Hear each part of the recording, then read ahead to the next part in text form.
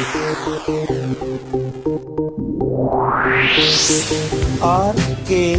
स्वागत है दोस्तों आपका एक बार फिर से हमारे YouTube चैनल RKB कैंफी वीडियोस में। आवर्त सारणी चैप्टर आपका चला हुआ है, जिसमें हमने अनेक प्रकार से आवर्त सारणी को आपको समझा दिया है। उसके पश्चात जो आवर्तिता यानी आवर्त सारणी के विभिन्न गुणों को व्यक्त करने वाली प्रक्रिया है, उसको अब हम आपके सामने प्रस्तुत कर रहे हैं, जिनमें हमने आपको त्रिज्या के रूप से और प्रभावी नाभिक आवेश के नाम से 2-3 वीडियो आपके सामने प्रस्तुत कर दी हैं। तो इसी प्रकार से अगला आवर्ती गुण जो हम आज आपके लेकर आए हैं, वो आवर्ती गुण है आयनन विभव। आयनन विभव या आयनन ऊर्जा। आज की वीडियो में हम आपके सामने इस टॉपिक की विस्तार पूर्वक व्याख्या करेंगे, जिसको इंग्लिश में आयनाइजेशन पोटेंशियल या फिर एनर्जी कहा जाता है। आज की वीडियो का आपका टॉपिक है आयनन विभव या आयनन ऊर्जा। अब आयनन क्या होता है, उससे पहले आयन को लेकर चलें। कोई भी परमाणु जब इलेक्ट्रॉन देगा या इलेक्ट्रॉन लेता है तो उस पर कुछ आवेश आ जाता है। पहले भी आपको बताया है कि परमाणु के अंदर जो इलेक्ट्रॉन, प्रोटॉन और न्यूट्रॉन होते हैं, उनमें से केवल इलेक्ट्रॉनों को ही आदान प्रदान किया जा सकता है। परमाणु के अंदर प्रोटॉन और न्यूट्रॉन की संख्या पर कोई प्रभाव नहीं पड़ता है। तो इनमें से अगर कोई परमाणु इलेक्ट्रॉन देता है तो उस पर धन आवेश आ जाएगा, और अगर इलेक्ट्रॉन लेता है तो उस पर ऋण आवेश आ जाता है। इस प्रकार की स्पीशीज को, समूहों को, अकेला परमाणु हो या परमाणु का समूह हो, उन्हें ही हम आयन कहते हैं।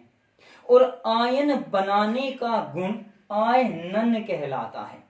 आयन बनाने का जो गुण होता है, जो ये प्रक्रिया होती है, उसको क्या कहते हैं? आयनन कहा जाता है, आयनाइजेशन कहा जाता है। अब अगर हम कोई भी कार्य करते हैं, ये भी एक प्रक्रिया है। कोई भी कार्य हम करें तो या तो हमें ऊर्जा मिलेगी या ऊर्जा हमें देनी पड़ेगी। ऊर्जा स्थानांतरण जरूर होता है। यहां पर भी आयन बनाने के लिए, आयनन करने के लिए जितनी ऊर्जा की आवश्यकता होती है, जितनी ऊर्जा या निर्मुक्त होती है, उस ऊर्जा को ही आयनन विभव या आयनन ऊर्जा कहा जाता है। अब इसकी परिभाषा हम किस प्रकार से ले सकते हैं?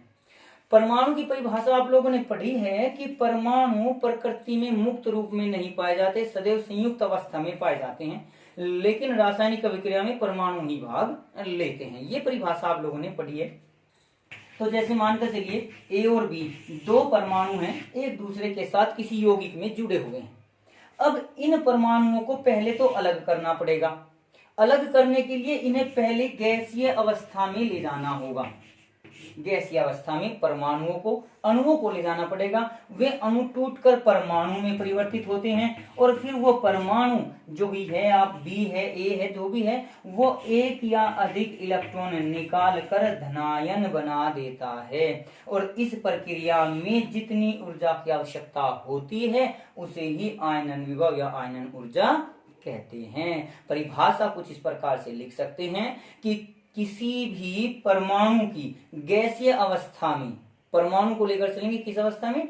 गैसीय अवस्था में। विलगित परमाणु को लेकर चलेंगे आइसोलेट, यानी जिस पर दूसरे परमाणु का कोई प्रभाव न पड़ता हो। यहाँ ए का बी पर न कोई आकर्षण बल, न कोई प्रतिकर्षण है, किसी प्रकार का कोई बल यहाँ पर कार्य नहीं कर रहा है, तो ऐसा परमाणु विलगित परमाणु, आइसोलेटेड एटम बोला जाता है। तो विलगित परमाणु को गैसीय अवस्था में इलेक्ट्रॉन निकालने के लिए जितनी ऊर्जा की आवश्यकता होती है, उसे ही उस परमाणु की आयनन विभव या आयनन ऊर्जा कह देते हैं। अब विभव और ऊर्जा में भी कुछ परिवर्तन है, वो थोड़ा सा आगे आएगा, तब हम आपको बता देंगे इन दोनों में अंतर क्या है, उनको किस प्रकार से हम एक समान लेकर चल सकते हैं।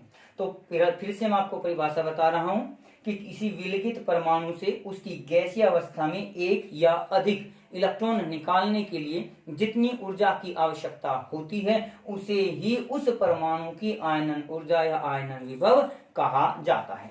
अब हम इनके मात्रक की अगर बात करें तो यहाँ मात्रक, विभव का मात्रक होता है वोल्ट और ऊर्जा का मात्रक होता है जूल।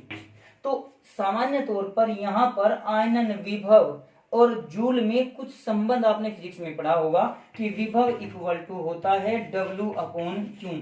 एकांक आवेश को एक स्थान से दूसरे स्थान तक ले जाने में जितना कार्य किया जाता है, जो ऊर्जा विनष्ट होती है, उसी को विभव कहा जाता है। तो यहाँ पर हम इसका प्रयोग तो नहीं करेंगे, लेकिन 1 इलेक्ट्रॉन वोल्ट का जरूर प्रयोग करेंगे। विभव का मात्रक 1 इलेक्ट्रॉन वोल्ट, इसको प्रति मोल में दिया जाता है। मोल मतलब 6.0 × 10⁻23 परमाणु की संख्या के बराबर होती है, तो इसको वोल्ट प्रति मोल में और इसे भी जूल प्रति मोल में व्यक्त कर सकते हैं। एक क्वेश्चन मैं आपको दे रहा हूं, 1 इलेक्ट्रॉन वोल्ट का जूल में मान बताइए, और आप इसका उत्तर कमेंट बॉक्स में लिखकर मुझे जरूर बताएंगे। 1 इलेक्ट्रॉन वोल्ट को जूल में कन्वर्ट कर दीजिए। तो यहाँ मैंने अंतर भी बता दिया विभव और ऊर्जा के बीच में, और यहाँ ये दोनों के बीच में संबंध भी आ जाएगा कि दोनों एक दूसरे से किस प्रकार से संबंधित होते हैं। तो इलेक्ट्रॉन वोल्ट और जूल दोनों आयन विभव या आयनन ऊर्जा के मात्रक के रूप में लिए जा सकते हैं। अब एक पॉइंट और लेकर चल सकते हैं कि आयनन विभव पर आवर्त सारणी का क्या प्रभाव पड़ता है। तो देखिए भाई, अगर कोई नाभिक यहाँ कुछ आकर्षण बल लगा रहा है इस इलेक्ट्रॉन पर, जो यहाँ ये बाहरी इलेक्ट्रॉन है, इस पर कुछ आकर्षण बल लगा रहा है, अपनी ओर को इसे खींच रहा है, तो हमें ये इलेक्ट्रॉन निकालना है। इसे निकालने के लिए हमें कुछ न कुछ ऊर्जा लगानी पड़ेगी, कुछ न कुछ कार्य करना पड़ेगा। अब इसी के साथ अगर इसी नाभिक से, समान नाभिक है, इससे ये दूरी बढ़ जाए, तो दूरी बढ़ने पर आकर्षण बल घट जाता है। तो आकर्षण बल जब घटेगा, अब एक बात देखिए, हमें इलेक्ट्रॉन को निकालना है। अब आप एक छोटे से बच्चे को लेकर चल लीजिए जिसके हाथ में एक टोपी है, उस बच्चे से हमें वो टोपी छीननी है। छोटा बच्चा कम बल लगाएगा, तो हमें उससे इलेक्ट्रॉन छीनने के लिए, वो टोपी छीनने के लिए हमें भी कम बल की आवश्यकता है। लेकिन अगर आप उसी टोपी को किसी दूसरे वयस्क आदमी से, बड़े बच्चे से, बड़े व्यक्ति से छीनने की कोशिश करें, तो हमें ज्यादा बल लगाना पड़ेगा, ज्यादा कार्य करना पड़ेगा, ज्यादा ऊर्जा लगेगी। तो हम सीधे रूप में कह सकते हैं कि जो आयनन विभव है वो अनुक्रमानुपाती होता है जेड इफेक्टिव के, यानी प्रभावी नाभिकीय आवेश जितना अधिक होगा, आयनन विभव, आयनन ऊर्जा भी उतनी ही अधिक होगी। तो किसी भी आवर्त सारणी में बाएं से दाएं चलने पर प्रभावी नाभिकीय आवेश बढ़ता है, तो आयनन ऊर्जा भी बढ़ेगी, और ऊपर से नीचे चलने पर आकार बढ़ने के कारण प्रभावी नाभिकीय आवेश कम हो जाता है, तो आयनन विभव या आयनन ऊर्जा भी घटेगी। तो इस प्रकार से हम आयनन विभव पर आवर्त सारणी का प्रभाव बता सकते हैं। लेकिन इसी के साथ साथ अब आयनन विभव को प्रभावित करने वाले कारक भी हैं। आयनन विभव के विभिन्न प्रकार भी होते हैं।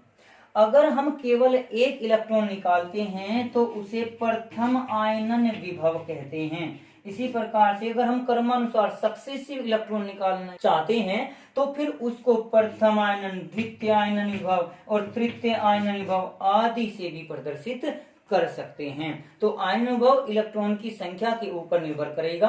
किसी भी परमाणु से जब भी इलेक्ट्रॉन निकलेंगे, एक एक करके ही निकलेंगे। ऐसा नहीं हो सकता कि एकदम से 4 इलेक्ट्रॉनों को निकाल लिया जाए और उसका एक इकट्ठा आयनन विभव कर दें।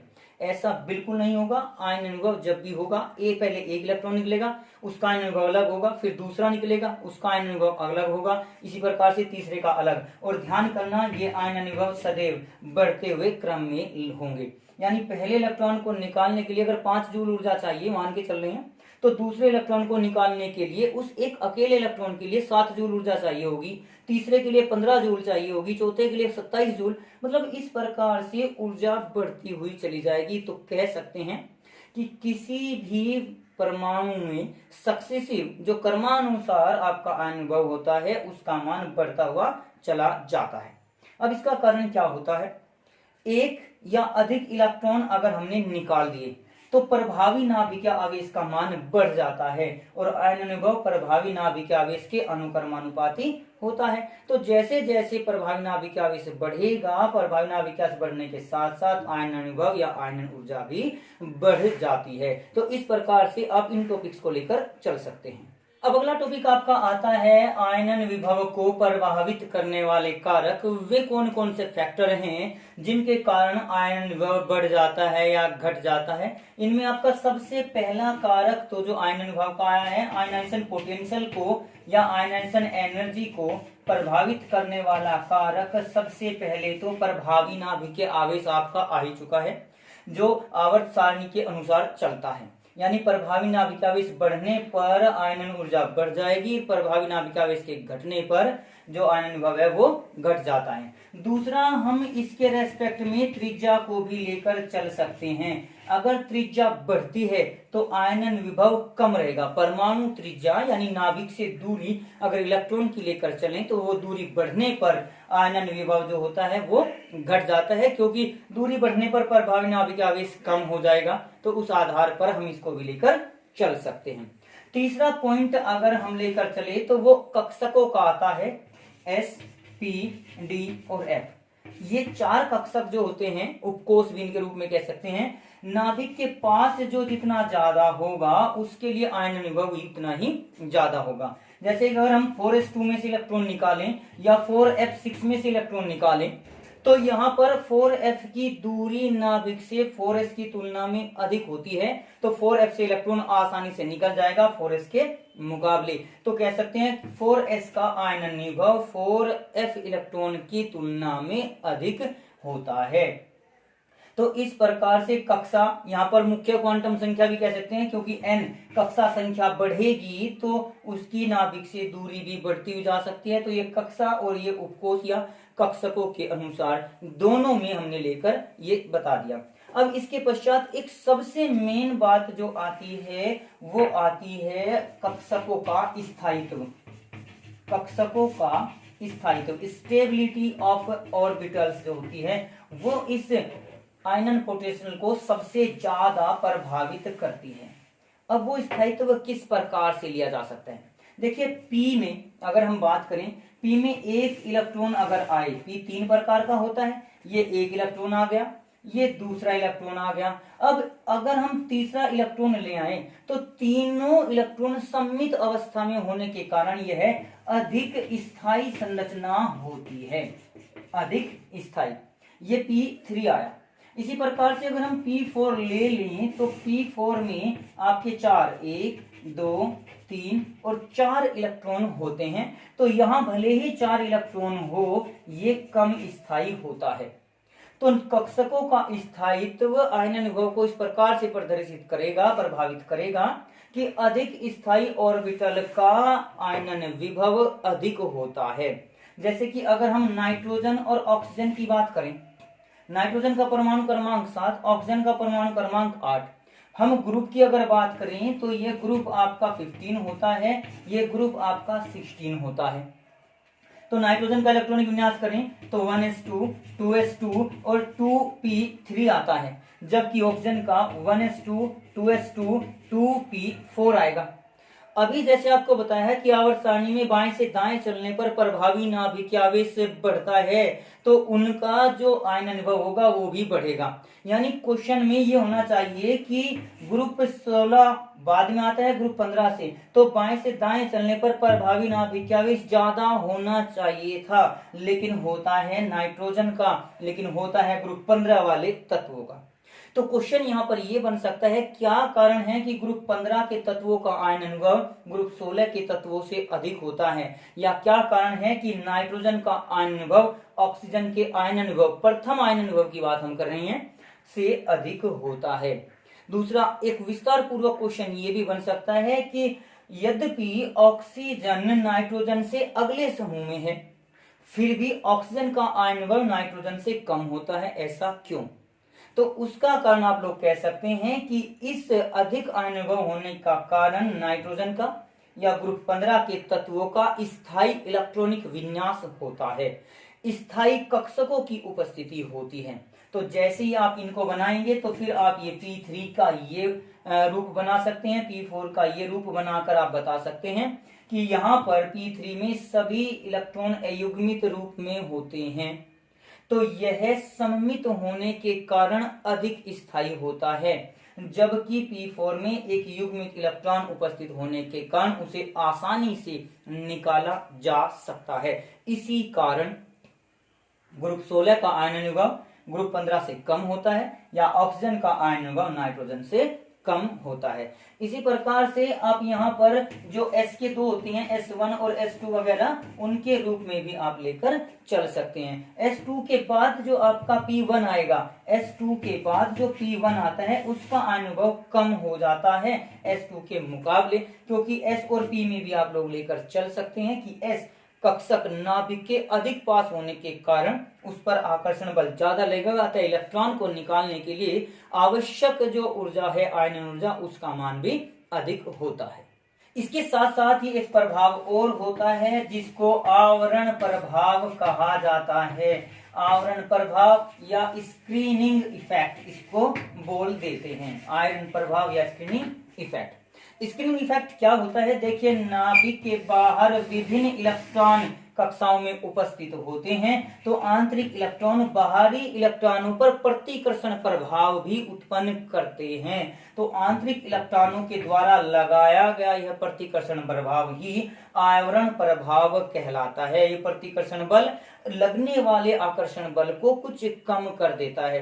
तो जैसे अगर हम बात करें S, P, D और F ऑर्बिटल में आवरण प्रभाव का बढ़ता हुआ क्रम, सबसे ज्यादा प्रभाव होता है S का आवरण प्रभाव सबसे ज्यादा होता है और सबसे कम होता है F इलेक्ट्रॉनों का, क्योंकि S के आकार के कारण उसमें इलेक्ट्रॉन घनत्व अधिक होता है। ये आवरण प्रभाव का क्रम होता है, ये नाभिकों से दूरी का क्रम मैंने यहाँ पर लिख दिया है। तो इस आधार पर जिसका आवरण प्रभाव जितना ज्यादा होगा वो दूसरे इलेक्ट्रॉनों को निकालने के लिए, जैसे बाहर अगर S है और अंदर आपका F है, तो ये S इलेक्ट्रॉन के इलेक्ट्रॉनों को निकालने के लिए F प्रतिकर्षण जो प्रभाव लगाता है उस कारण इलेक्ट्रॉन कम निकलेंगे S के। लेकिन अगर बाहर से F का निकालना पड़े तो इनका प्रतिकर्षण ज्यादा होता है, तो ये आसानी से F इलेक्ट्रॉनों को बाहर निकाला जा सकता है।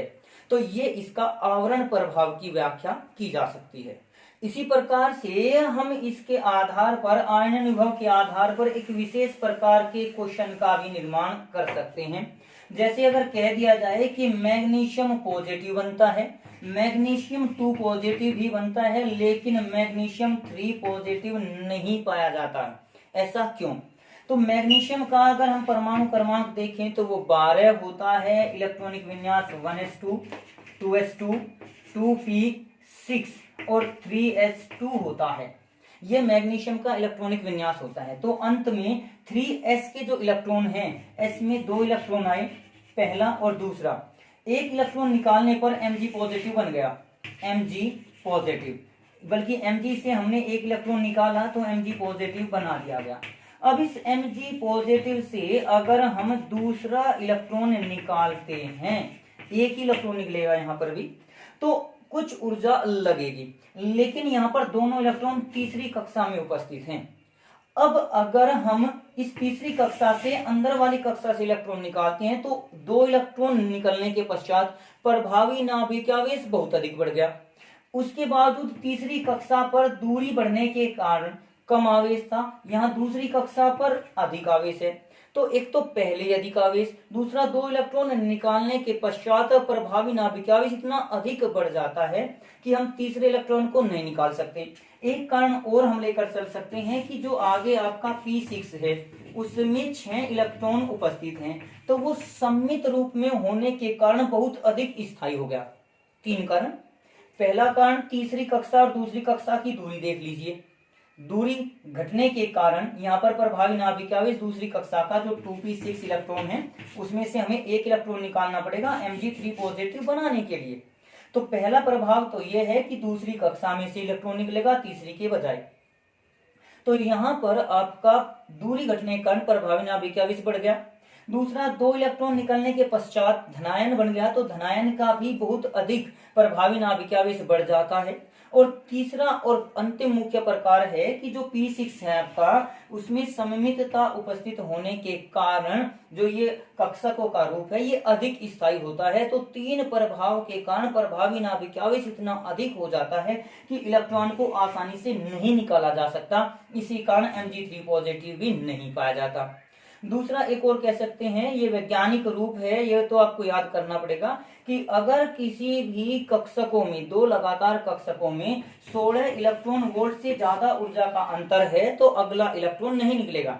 इससे कम ऊर्जा का अगर अंतर है तो इलेक्ट्रॉन निकल सकता है, इससे ज्यादा अगर अंतर है तो इलेक्ट्रॉन नहीं निकलेगा। वैसे 16.3 होता है तो 16 इलेक्ट्रॉन वोल्ट तक तो इलेक्ट्रॉन निकल जाएगा, लेकिन अगला इलेक्ट्रॉन निकालने के लिए अगर इससे ज्यादा ऊर्जा की आवश्यकता है तो इलेक्ट्रॉन नहीं निकलेगा। तो इस प्रकार से ये बहुत सारे प्रभाव जो आयन विभव को प्रभावित करने वाले कारक हैं, इनके बारे में मैंने आपको बता दिया। एक और पीनेट्रेटिंग पावर और होती है विभेदन अक्षमता, जैसे अभी एसपीडीएफ के बारे में मैंने आपको बताया। एस की जो विभेदन अक्षमता होती है, यानी नाभिक के साथ स्वयं को बांधने का गुण, वो अधिक होती है। तो एस का जो आयन विभव होगा वो सबसे अधिक इस कारण भी हो सकता है। तो ये प्रकार मैंने आपको अभी बता ही दिए हैं। तो क्वेश्चन आपका बहुत शॉर्ट रूप में भी हो सकता है और विस्तार रूप में भी। एक क्वेश्चन आपका जैसे अभी बताया था कि क्या कारण है कि द्वितीय आयन विभव का मान प्रथम आयन विभव से अधिक होता है नाइट्रोजन ऑक्सीजन के रूप में, और ये Mg पॉजिटिव, Mg2 पॉजिटिव और Mg3 पॉजिटिव के रूप में आपको दे दिया गया। इसी प्रकार से अगर Mg के पश्चात हम एल्यूमिनियम को लेकर चले तो एल्यूमिनियम में आपका Al होता है और वो जनरली 3 पॉजिटिव ही क्यों बनाता है?